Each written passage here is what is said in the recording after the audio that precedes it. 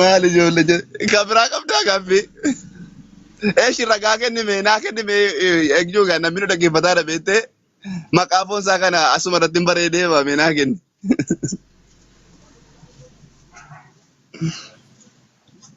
Tole eebbifamii naa deebistee jirta haadhoo koo. Atuyyuu deebistee jirta. Si galee? Laa hin deebisne anoo waan jenneef hin beekun jedhe malee hin beekun deebina laal. Hin beekuun deebisaadha bar miti. Beekamaa miti. Eeyyeen kanaafuu ani akkamitti hin beeku jette jeesin dirqu maaliif jennaani hin beeku waan naan jetteef waan hin beekne waaqessu jirta je'ee deebisaa na argadhee galatoom. Akkana waan hin beekne waaqessaadha maal foonsaa waaqessamuun.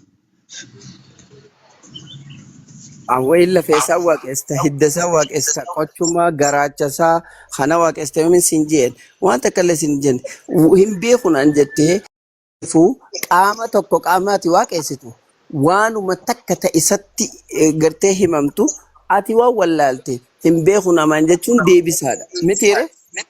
Amma fakkeenyaaf Allaan maal fakkaata hin jedhe manaa deebistaa. Lakkii.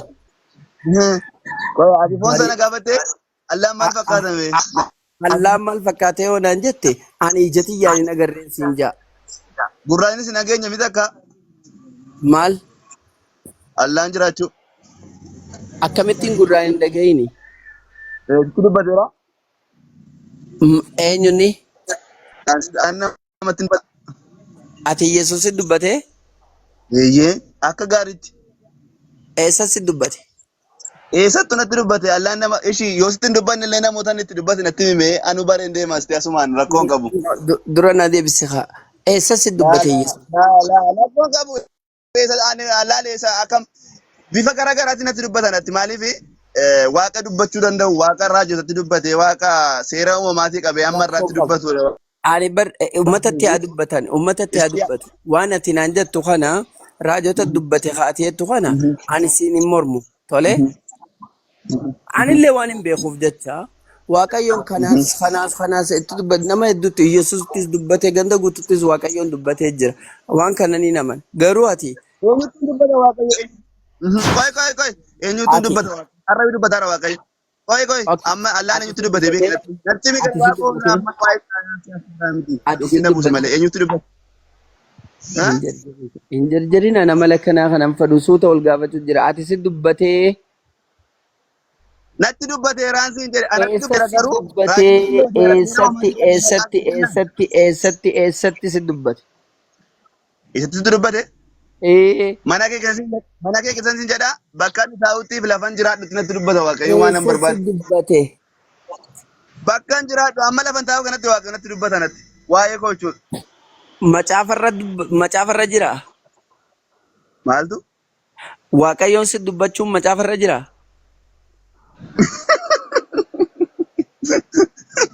Wayne maamme. Maal haasofta obboleessa macaafarra caafadhamoon. Dubaan macaafarraa naasa'u jira miti.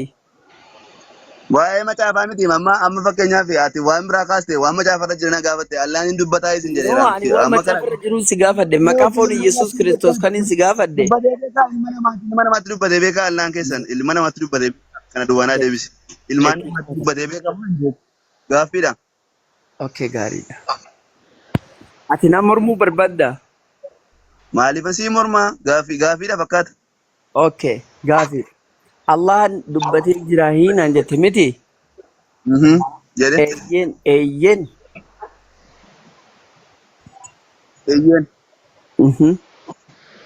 Eenyu faatti dubbate? Nabiyyootatti dubbate Rabbiin ol aane. Fakkeenyaaf nabiyyoota keessaa. Tokkoffaan Nabi Muhammadittuu dubbate alayhi salaami. Okay, eshi lamaffaa.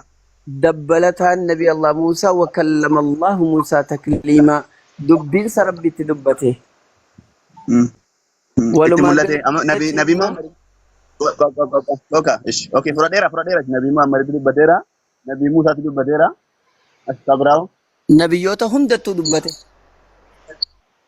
Nabiyyoota hundatti dubbateera. Okay, bareedaa jechuudha. Nabi Muhammad itti qaamaan mul'ate dubbate.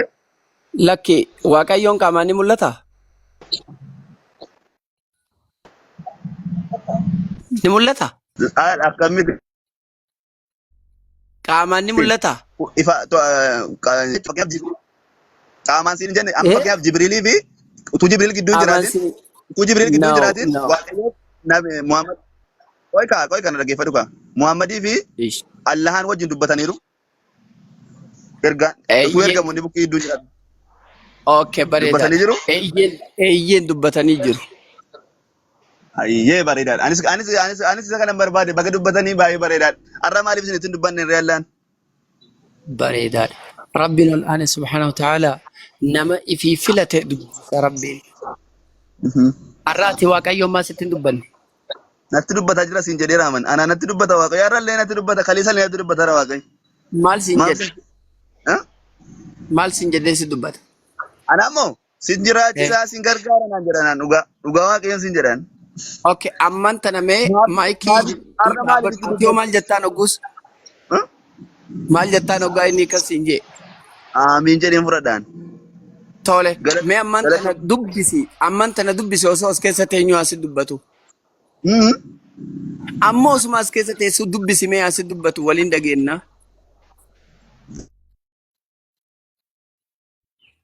Sadii Yee. kudha saddeet maal jedha beektaa? Isaan gurra qabu garuu nagaan ija qabu garuu arganiidha. Macaafaa miti. Amma daarektii asi dubbatu. Yalla. Basadi. Basadi. Amma daarektii asi dubbatu. Macaafan dubbatiin amma sitti haa dubbatu. Faduu yoo sirratti maal jedha beektaa? Isaan naga'uun nagaanii hin argu garuu hin arganiidha. Kudha sadii lakkoofsa kudha sadii lakkoofsa. Macaafa firraa achuma gati amma sitti haa dubbatu itti dubbadhu amma dubbisiin nu dhageessisi. Alaala dhaggeeffadhu akka seera beektaa macaafni. Dubbisiin nu dhageessi macaafa miti. Macaafa miti amman tana wajjinaa sa'in nu dhageessisi macaafa dhiisi. Hin dhageessu jedheem yoo iji kee kun barame yoo gurri kee kun sirraa saaqame malee hin dhageessu. Ani yoon hin dhageenye warri as dalaa kun haa dhageeni osoo maayikiin kee banaadha mee hojii dubbadhu. Dhaga'uu barbaade Eeyyeen akka seeri as tokko afaan keetiin akka seerish maal jedhe waan an jedhu haa jedhi jedhi kaa niin jedha kaa osoo hin jedhin jedha haa okay jedhi jette jedhi ani jedhe ani tokkicha ilma waaqayyootti rabbiin takkaan dhalle jedhi kaa dhuguma sin jedhaadhaam tokkicha ilma waaqayyootti yoo macaafa irra jiraate niin jedha. jira kunoo wangeela Yohaannis boqonnaa sadii lakkoofsa 16 hanga 18 akka jedhamu. Viidiyoo baasinaa dubbisiniin jedha. Dafi right now. Right now, okay, sin baasaa dhaggeeffadhu. 3:16. Viidiyoo baasi. አንተ በጣም ጎበዝ ነህ። ጎበዝ ዲኒ ክርስቲያና ሃሌሉያ።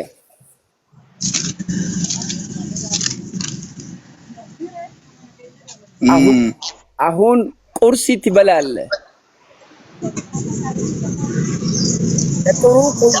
የጥሩ ቁርሲ የቆንጆ ቁርሲ ትበላለህ። ያ ابن الذين كفروا يلا afaan oromoo dubbadhu obboleessa. ايش يا ديويا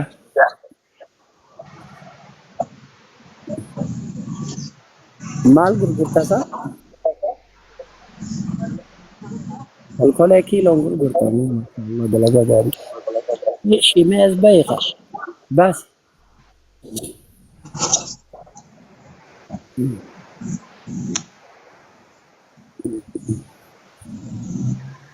ابو مالكني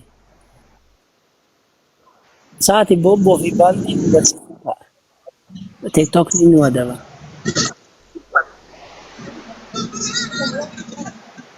Dubbifadhu kunoo. مالني Waaqayyo akkasii tokkicha ilma isaa amma kennu ofitti biyya jalaa faa jaallate. Isatti kan nama hundinuu jireenya bara baraa qabaatuuf malee abaduuf miti. اسمنا دال اركيتين جرا Waaqayyo اركيتين جرا biyya lafaatti اركيتين جرا Waaqayyo biyya lafaatti barachiisuu miti biyya lafaa isaana fayyuu malee. ada oh Ilma oh isaa yey garuu maqaa tokkicha oh ilma waan lamaniif amma tasfaye kadhamee jira. ambal Amma takkaas man na dhaabbadhu naa deebiste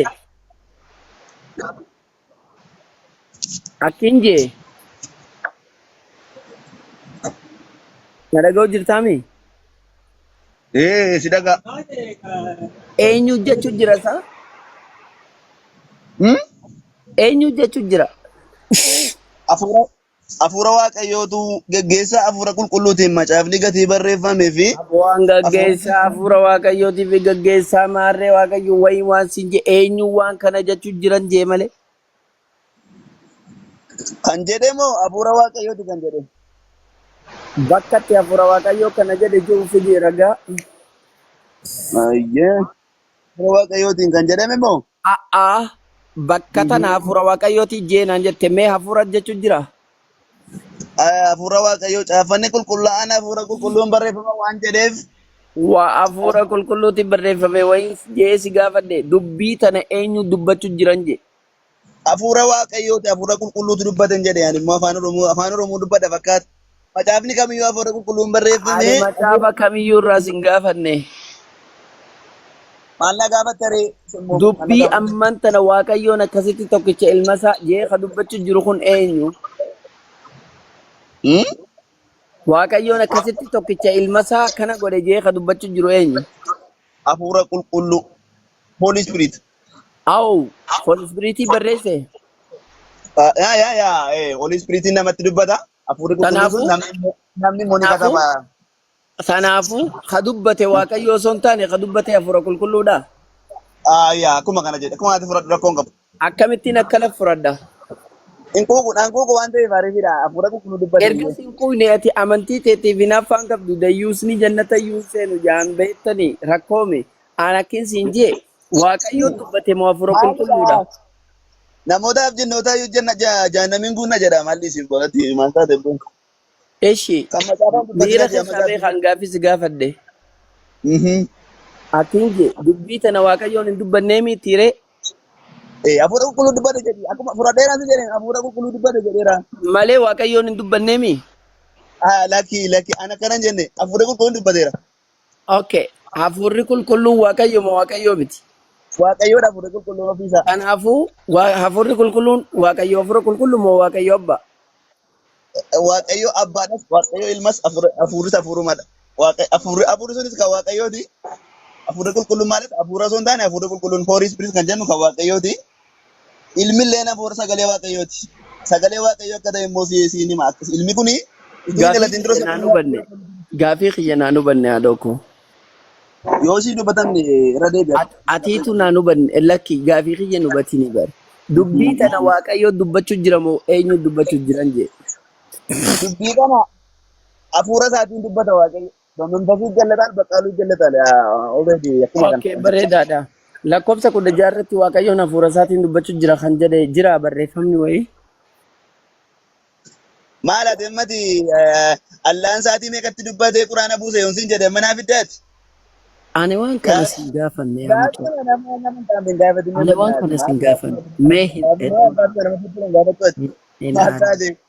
aarin. Allaan isaatii meeqatti quraana buuse yoonsiin jedhe naa fiddee amma. Ati maa aarta garuu? Akkamitti ka aaruu miti allaan isaatii lamatti buuse yookiin sadii buuse jedhee isaatii kamiin bu'e yoonsiin jedhe fiddaa hin fiddu. Mee hin aarini ani gaaffiin si gaafadde. No, gaafiin gaafatamne gaafatiin gaanan. Gaafiin gaafatamne gaafatanii duba gaafiin hin gaafadhu ati naa hin gaafadhu. Namni isaa saba kunoo namoonni jala jiran dhuguma isaa. Mee soota jedhee dubbatuu tole. Akka mormiin si jiraattaadhe. Waan isin jee yaa mucaa namaa. Dubbiin tun dubbii eenyuuti dubbiin asirra dubbatamte tun? Dubbiin asirratti dubbatame laana dhaggeeffadhu. Dubbiin asirratti dubbatame hundi isaa dubbii sagalee waaqayyooti karaa gaggeessaa hafuura qulqulluutiin kan barreeffamedha. Laal amma qoy isin ibsaa deeqaa tokko waan dhaggeeffadhu. Deeqaa tokko sakandii 30. Laa dhaggeeffadhu. Fakkeenyaaf yoo walillee mormuu baanne dhaggeeffadhu. Rakkoon qabu waan biraatti himu. Seera uumamaa dhaggeeffadhu kaa maal dhaggeeffadhu maal maas jarjartaa. Abboosuma dhaggeeffadha jee. Yookiin na buusa. Dhaggeeffadhu akkatti hafuura. Si dhaggeeffadha siin jechu jira ati maa akkanatti mataa gareef galchi ta'u mucaa. Dhaggeeffadhu si haaya dhaggeeffadhu si bareeda si galatoon. Innaa dhaggeeffatu. Seera uumamaa gaafa barreeffame seera uumamaa keessa jalqaba Waaqayyoo bantii waaqaaf lafa uumee jedha. Gaafa sana namni bira hin turre. Akkamitti amma fakkeenyaaf namni bira hin turre akkamitti barreeffame jechuu dandeessu. Isa duwwaas miti. Amma Waaqayyo nama uume akkanatti uume kan jedhu namni bira hin turre uumaa tokkoyyuu bira hin turre. Garuu Waaqayyo namoota karaa hafuura qulqulluutiin yookiin karaa gaggeessaa hafuuraatiin namoota akkaataa uumamni lafaa uumame mul'isee namoonni immoo hin barreessanii akka kanatti ibsama malee obboleessa. Seerri uumamaallee Ishi ayya. Khalas. akka kanatti ibsama malee Ayya ayya. namni gaafa sana hin turre gaafa seerri uumamaa uumame namni hin turre torbaaletan obboleessa. Ishi.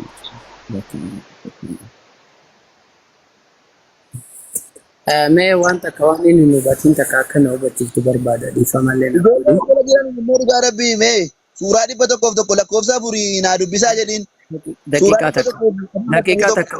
Obsi obsi. Oiga, Wanni kun naafaati maal? naa dubbiin Wanni dhugaa kun maal? rabbii naa dubbiin maaliifan jedhe beektaa Abboosi. namoota nama darban waa bita jaan namni Mee godha dhugaa obsi haa. rabbii. Abboo dhaabbatu saboo maaliif jarjarta? Mee waan kana dubbisi. Yaa maame. Namni tokko akka nama dubartii bira ga'uutti horii bira yoo ga'eedha. Nama Ishi. malee haa ajjeefamu. Itti fufu. Dubbisee horii sanas isin ajjeesaa jedha.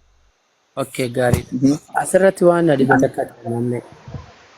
Rakkoon qabu na gaafadhu maal abboo maali waan si dhibe na gaafadhu maal laalaan koo oppiidha beektee rakkoon qabu.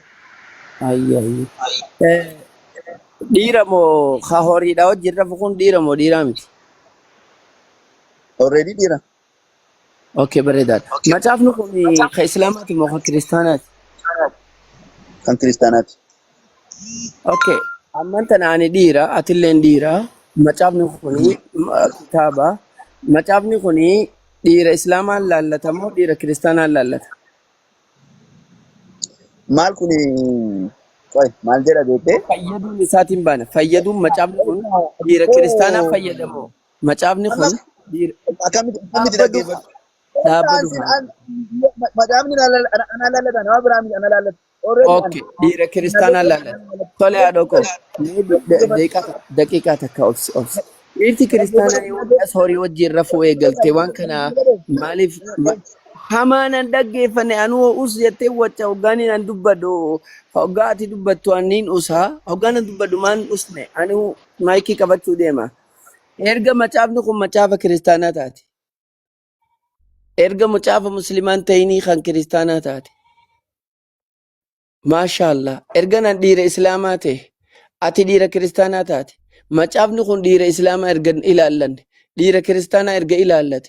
Dhiirtii kunnoo erga harreedhaa wajjin takka eenyu bineensa horiidhaa wajjin erga rafuun si beekamaa ta'e yoo raftee ajjeefamuunis seerri kun erga kaayamaan baramaa ta'e maal dhiirti kiristaanaa yoomii as beeyladaa yookaan horii wajjin rafuu eegaltee eenyutu rafee beekaa yoo amma dura rafanii beekan ummanni sun amantiin isaanii kiristaana moo kiristaanaa miti because kitaabni kun isaaniif bu'e isaan fayyada isaantu itti dhimmama islaamni kitaaba kanarraa waan takka illee hin qabutti isin amanu akka mataa kiyyaatti an dhiira islaamaati an islaam hundayyuu bakka bu'ee an kitaaba kanatti hin amannu nuti kitaaba kaa'uuf danda'ee jira waan ta'eef tanaaf warri kitaabni kun ilaallatuuf dubbatu islaama waan ta'aniif kiristaana waan ta'eef qaceelfamni isaa gorsisaa wanni hundisaa gartee waan kiristaana ta'eef dhiirti kiristaanaa amma dura horii wajjin raftee beeyti moo yoo raftee beeyte isaan sun amantiin isaanii yoo kiristaanuma biyya tamiti eenyu faada waan kana naa himta yoo amma dura lakkii namni rafeen beeku qaceelfama gorsa fuula duraati kanaan jettu taate waan kana wajjin rafaadha fuula duratti dhiirtii horii wajjin haa raftu garuu dhiira rafte sana jeesaa yaada ja'uutu keessa jira waan kana naa ibsime. Daa dhaggeeffadhu bareeda gaaffiin keessa rakkoon qabu. Nama akka keetii hojii dubbachuun natti tola maaliif sagaleen keessa xuruutti dhaga'ama gaaffiin keessa immoo bareedaadha. Gaafa al tokko tokko jallisiin al tokko tokko maaliif waan jallaa hin barbaadu maaliif qaxxisaa siin deebisa yoo hin dandeenye deebisa. Beeksitti meera sila waan hin beekne beeka siin jedhu tasuma gonkumaa hin beekuudha bakka. Macaafni keessatti beekamaadha garuu hin beekuun deebita. Innaa iddoo kanatti seera Museen baase. Seerri Museen baase baay'eedha. garuu seerata kudhan immoo seerata nuyi keessa deebii boqonnaa 20 irraa qabee jiru seera 10tu jira. Seerri suni kan irra darbamuu hin qabne yookiin kan shaaramuu hin qabne jedhama. Fakkeenyaaf haadha keef abbaa keef ulfina kenni, hin hatin, hin ejjin, hin ajjeesin, sobaan namarratti dhugaa hin bahin kan jedhamu abboommota 10tu jira. Jarri kun seeradha. Inni kun illee seeradha. Seerri kuni namni akka inni hin xuroofneef seera kennamedha. Fakkeenyaaf yoo namni kuni nama waan akkanaa wajjin godhe xuraa'aa jedhama yookiin immoo irkusa jedhamu jechuudha. Already xuraa'aadha jedhama. Xuraa'aadha namni xuraa'aan immoo akka seera Museetti illee ni ajjeefama. Seera Musee jechuudha ni ajjeefama. Sun seeradha. Kanaaf inni kun seeratu ba'e malee already kiristaana tokkotiyyuu horii wajjin ciise yookiin immoo kiristaana tokkotu akkas godhe waan jedhu miti seera. Seerri immoo fakkeenyaaf amma seerrumti biyya tokko gaafa ba'u waan gara fuulduraa ta'uu amma yakkitu hojjetamin yakka sana irratti hanqasee barreeffama. Already akka kana Waaqayyo utuu wanta kanaa hin uumin waan akkanaa irratti waan akkana namni godhe akkana haa ta'u ciigaamaa haa ta'u yookiin mundaraa keessa dhabamu bakka itti jedhamu jira. Kanaaf seerri kun ifa manaa godhe. Seerri kun hin raawwatamne waan uliif gara fuula duraatiif seerri kun kaa'ame jetteemi. Akkasumaami. Eeyyee. Erga waan fuula duraa ta'e macaafa kana katti dalagu kiristaana miti. Katti amanu.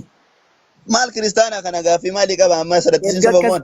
Erga akkas taate dhiirti kiristaanaa yoomi guyyaan isin horii wajjin rafuu ta'e surree haadha tokko seera fuula duratti waan ta'u jaame erga ta'e fuula duratti dhiirti kiristaanaa yoom horii wajjin raftee ajjeefamuu ta'e waan kana danaa baase eebbifame. Abeet baay'ee bareeda gaaffii bareeda. Gaaffii bareedaa fi gaaffii fokkisaa gaafatte. Maaliif hinaan jedhe? Maaliif hinaan jedhe? Namni asirratti taasisa nama 315.